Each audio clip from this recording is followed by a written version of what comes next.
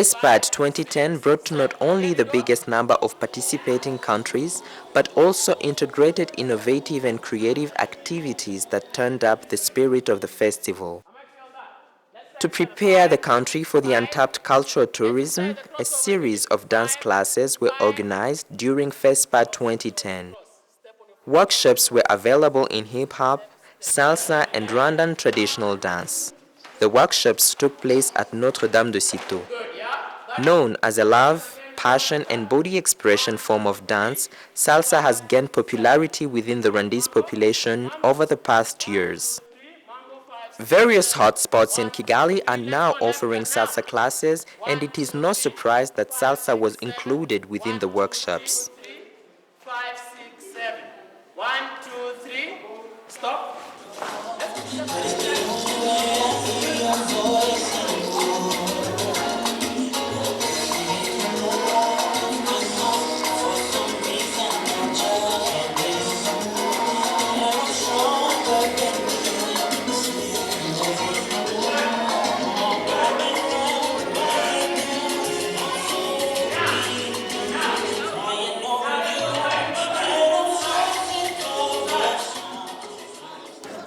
Born in the 70s in New York, United States of America, hip-hop is one of the main industrialized music and dance styles worldwide. Rwandese youth adopted it rapidly for the past years. Due to its popularity in the country, Fespad 2010 organizers felt it was necessary to include it in the workshop offered to the population. The hip-hop workshop allowed many young people to learn and improve their dancing skills.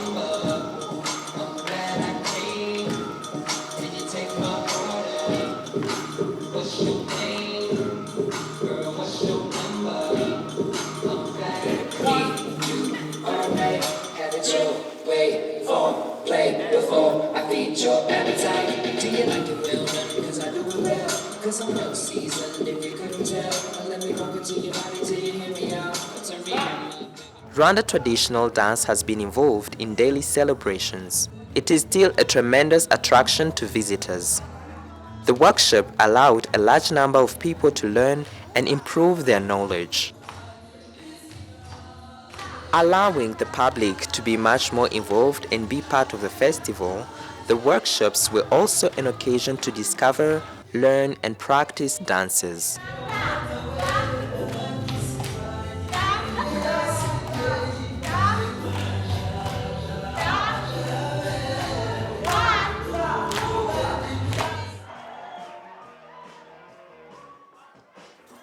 One of the innovations of the 7th edition of Fespad was a national dance competition.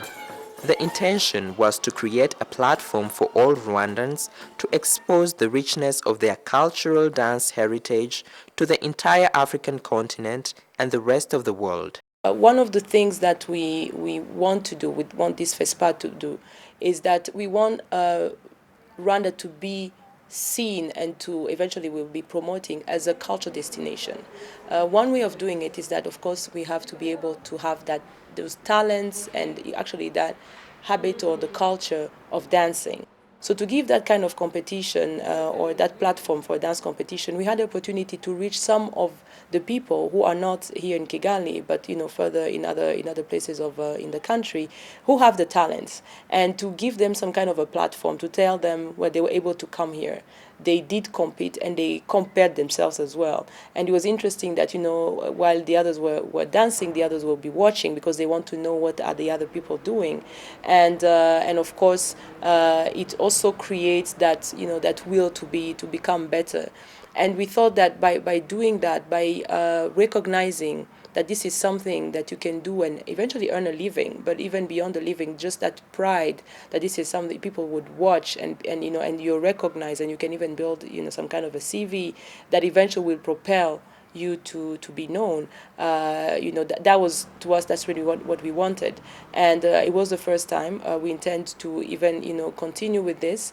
We want the districts who are involved in this exercise, But I think even at the district level, to have that kind of competition and to make it professional, because we want them to become professional dancers. It was amateur, some were professional, but at different levels. But to really have that spirit and eventually to know that art can become a business. Dancing, in essence, here can become a business. During the 5 days, registered dancers from all provinces of Rwanda gathered in Kigali to demonstrate both the ancestral dancing techniques transmitted from generations as well as dance steps acquired from the modern world. The dance competition had two categories: traditional dance and contemporary dance. The traditional dance category included any type of Rwandan traditional dance such as Igishakamba, Ikinimba, and Gusama. Only groups were allowed under this category. The contemporary dance category included any type of modern dance such as hip-hop, freestyle, ndomboro, two-steps, etc. Both groups and solo performers were allowed in this category. The competition was judged by a panel of judges as well as the audience. Several awards were given to the best performers for each category.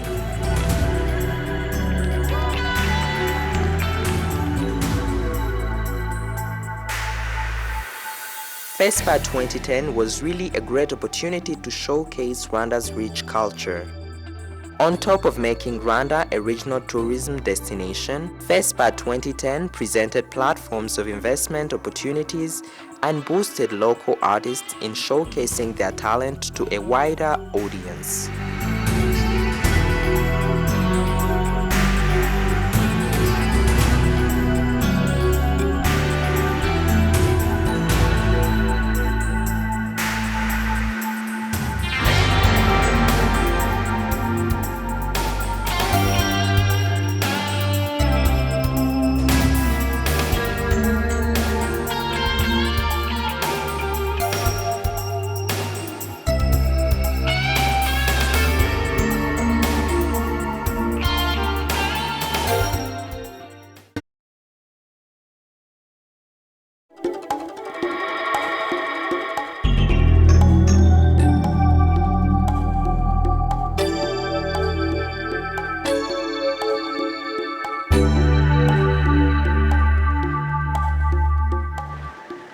The international conference organized on July 28, 2010 as part of the Fespad Week was one of the special innovations of the 2010 edition.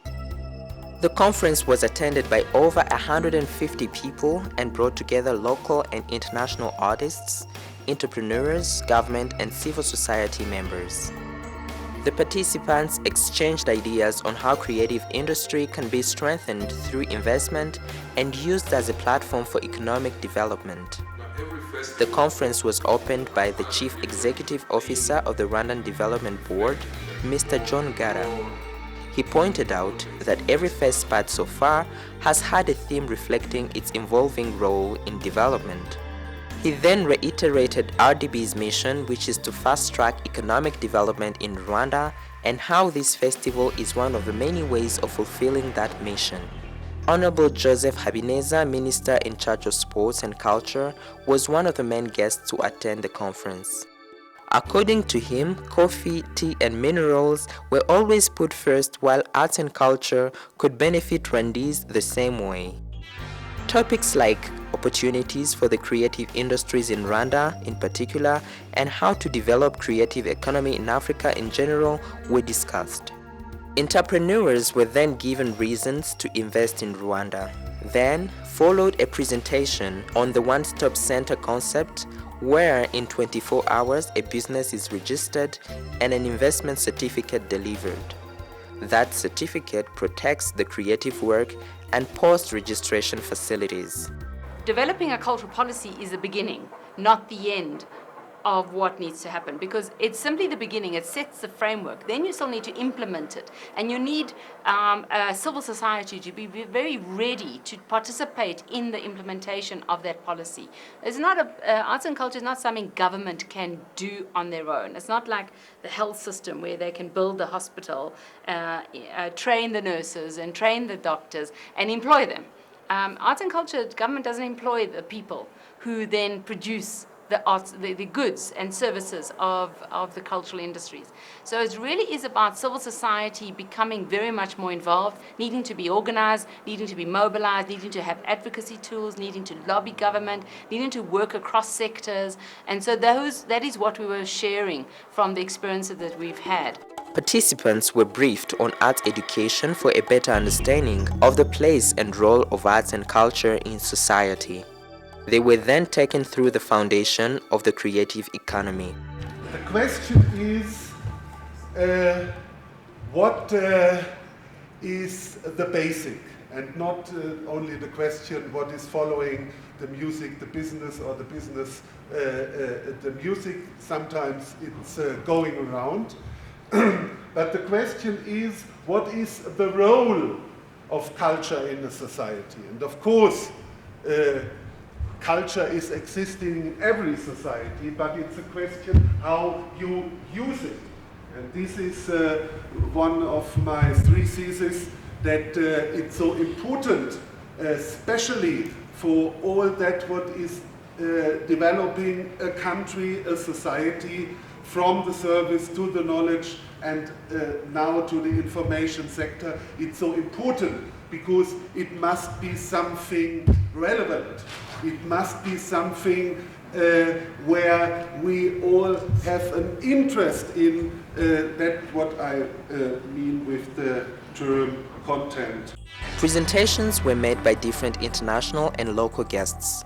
The conference was a combination of school and forum with question and answer sessions and a great mixture of demonstrations, lectures, and debates on dance, music, theater, and film.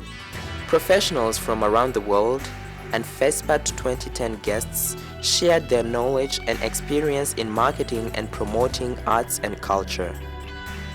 We must understand that in order to develop and to move and to grow what we want, that we have to understand the business principles, the business opportunities, and develop a business sense when marketing your product. There will be many times where, especially if you're the creator of something new, that there aren't going to be those on the financial side or the business side that understand what you're talking about. And that's where it is our turn as an artist to teach. There's something as a give and take coming back and forth. But at that point, it's imperative that you understand the business end of what you're doing. Proposals that came out of the conference were to be considered and implemented by both Rwanda Development Board and Ministry of Sports and Culture. We want this Fespad and you know, the whole culture has become some kind of a business. So what the creative industry and which was being talked about during that conference was doing was, it was almost drawing from the successes of some of these speakers. What they were doing were really sharing the stories and saying how they started producing their first CDs, and it didn't take them to have a big studio. But you know, when you have the talent, but you also have, you know, the hard work, and you want to become professional, you can actually make a living out of it. And so for us, this is really what we want. We want our local artists, whether they are in the singing, you know, they are singers, or whether they are actors, as we also had people from the theater community and even filmmakers who were there, to really tell them that we as the RDB are ready to help. That's actually our mandate, to promote the private sector and the economic growth, but also to tell them that they also have a role to play. They have to want to become professional. It takes hard work, and to have these international known speakers telling them that it took them a long time, it took them a lot of work to get to where they are. They were actually very much doing, you know, more, making our work very easy. And now going forward, now that the fact that we've had these conferences and listened to some of their challenges, they've also, you know, challenged us and said, okay, we will do our part, but this is what we want, you know, the government through RDB to do for us. And these are some of the things that we'll be taking back. We're taking stock of. And for the next Fespad, and actually even before the next Fespad, they'll be looking at and saying, for the creative industry to grow, these are some of the challenges, and this is how we intend to bridge the gap.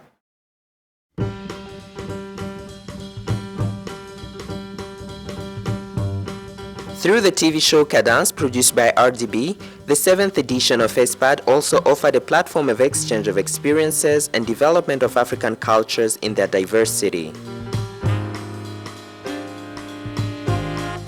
Artists and guests from invited countries were given the opportunity to share their views and showcase their culture.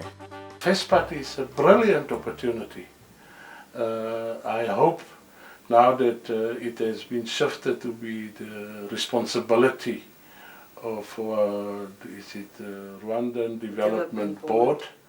I hope that they will seize this opportunity, not only to bring us together in a good way to share the rich culture, but now that we can take the next step where we will also take our culture to benefit our tourism and also to start to build culture industries.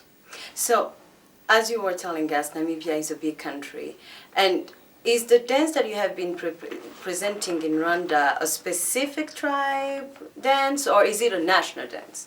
Yeah, in Namibia now, in the division that I am heading, I have registered the best groups in the country, 1,400. Only the best, not everybody. Wow. So we are putting a lot of emphasis on building the Namibian identity. We were involved in quite a vicious war. When I was young, I was a fighter, not a culture promoter, talking about peace. We had a guerrilla fight against occupying South Africa, force at the time, before they had now democratic. So we put a lot of emphasis on peace and building our country. And we feel that if you do not put a lot of emphasis on your traditional expression, material and spiritual, then you head for trouble. So we give total equality of all Namibian languages, all Namibian culture expressions, all Namibian material production of culture, and we don't compromise on originality. So we have many groups. This group comes from the eastern part. I've brought some explanation to you that you can fill in later. But they come from the eastern part of Namibia, and they most of the members, not all, but most of them speak a language called Tswana. But this language is also spoken in all neighboring countries, Botswana, in South Africa, Angola even. And they have a very particular rich culture that developed over thousands of years. So what you see here is the sort of, distillation, concentration of some of that. But they are also doing other dances and songs, because when we send our groups out to become culture ambassadors, they also represent the country. So we also put some songs and dances from the country, from other groups that are predominant in this region. We say there's a place for Michael Jackson. There's nothing wrong with other people's culture. We even dance on Chinese. But we say when we have to define ourselves as humans and so on, we use what is originally ours.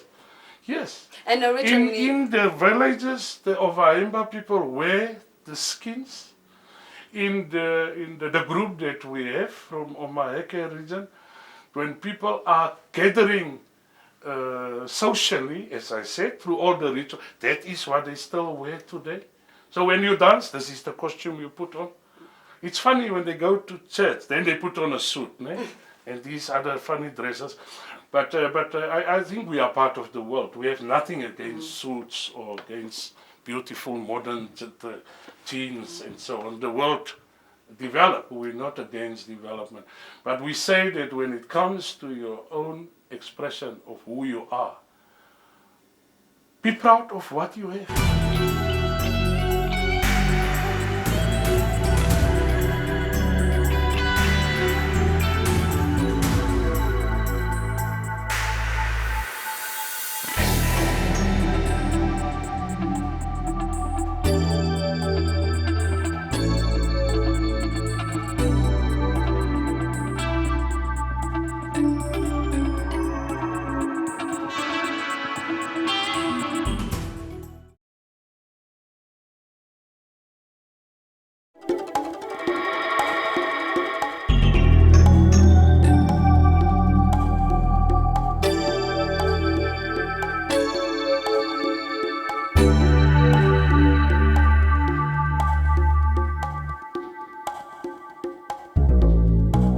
Organized and implemented by Rwanda Development Board, RDB, the Pan-African Dance Festival 7th edition was a great opportunity for Rwandan musicians to showcase their talent to a wider audience.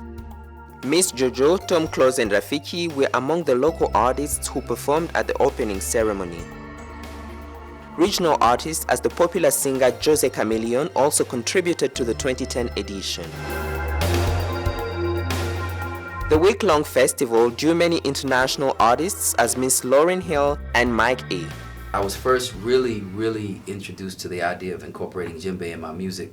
I met a brother from Guyana. His name is Nation, out of Toronto. Bad brother, and he's fierce. And so I said, man, I need that. Nation has played with us, but that led me to Sawande, who's from Detroit. And what makes Sawande so special, I mentioned the timing.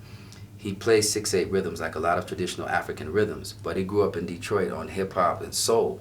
So he plays 4/4 rhythms. So you hear him transpose those rhythms and mix them together. He'll take Ethiopian rhythms and then play them on the djembe, which you rarely see. And so the whole message that we were sharing is that hip-hop, the roots of hip-hop, are from Africa. The rhythmic drum, some cultures they call them griots, even your elders, storytellers, you know, bishops, priests, they use the drum and the spoken word. That's the roots of hip-hop that carried over into Jamaica, where the founding father of hip-hop, a man named DJ Kool Herc, for all you hip-hop historians, Kool Herc is the founding father of hip-hop, and he came from Jamaica to New York, and so that's the lineage.